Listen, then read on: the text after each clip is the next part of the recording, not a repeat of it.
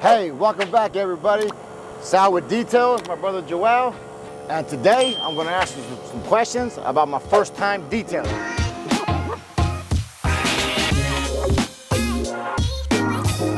How long have you been detailing? For about 3 months now. What got you into detailing with your bro? I have needed to try to help out whenever I can.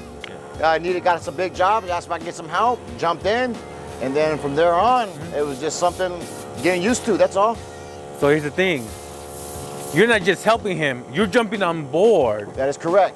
You're leaving your job. But what did you do? My old job, I was an analyst, so I was a lot of sitting down, figuring some things out on the computer. Really? Yes, sir. And how long have you been doing that?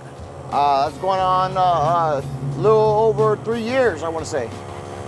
And I mean, you have a family, you got kids, you need that security. Coming and helping your brother out must have been scary. Did you sleep on it, or were you like, no, I'm gonna jump on it? What type of person are you when it comes to that? I seen what he was doing, and I seen where he was at, and I knew that it could get bigger. It could definitely get bigger with two of us jumping in, between of our backgrounds, what we have. You were nervous that, hey, maybe this can't work? Because when people start a business, it's scary, man. You don't know how much money you're gonna make. You don't know how reliable it is. What were you thinking? What were you going through? I guess I wasn't even thinking about how can it fail, because that's just not how I operate. Plus, my bro had worked out from what we talked, from what it seemed, from what I experienced with him. He worked out all of the kinks. It almost seemed like. So it was kind of like you were already jumping into something that was already working and established. Yes. So it was kind of like, why wouldn't I? Versus what to be afraid of in a sense. I got you, man. I got you. Now, quitting a secure job to come help your bro on his business, you weren't scared, you were confident, but what about the people around you? How did they feel about it? When you tell somebody those things, they look at it from a very personal perspective. Like I think they picture as themselves making that decision for them. So that's always in the back of their mind when they're trying to figure it out almost. And they don't know my skill set in a sense, you know what I mean? So like I know what I bring to the table, what I can bring to the table.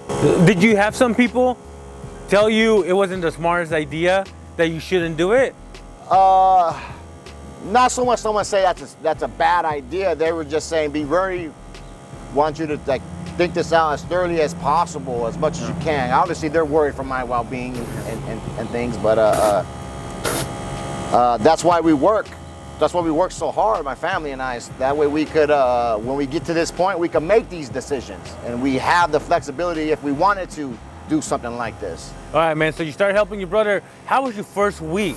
I was spending a lot of energy that I didn't need because I was just anxious and trying to get everything done, which led to, I didn't know how to pace myself because I was just 100% in everything where didn't need to. Taking a lot of extra steps, a lot of different movements that didn't need.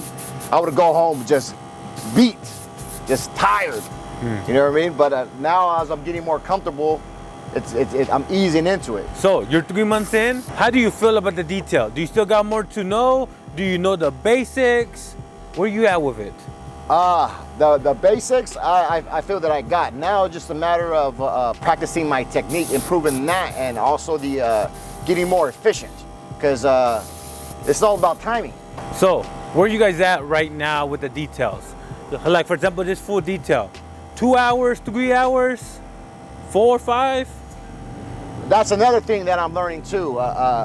My eye, me just looking at it, I would think one thing, but then as you get in there and start really digging in, that could very well change. And my eye's not trained to that yet. I could give you a quick breakdown, but I'm going to be off because I still got to practice some things. Got you. So that's stuff you need to work on. Are you fully efficient, or are you still trying to get there as well? I would say right now I'm about a 45%. So I very big room for improvement. Got it. And I would let you know, first time detailer, what's something you don't like? Not hate, but maybe not like as much as the other things. Well, working on smaller cars, I'm a little bit bigger guy, so going in and out of those cars could take a toll. You get weird positions and stuff, but other than that, it's pretty much the standard. So there you go. That's my experience with detailing. And I would like to know your experience. And if you got any of those, put them in the comments below. And if you like this video, you want to see more of this, make sure to like and subscribe. All right, guys, I'll see you on the next one.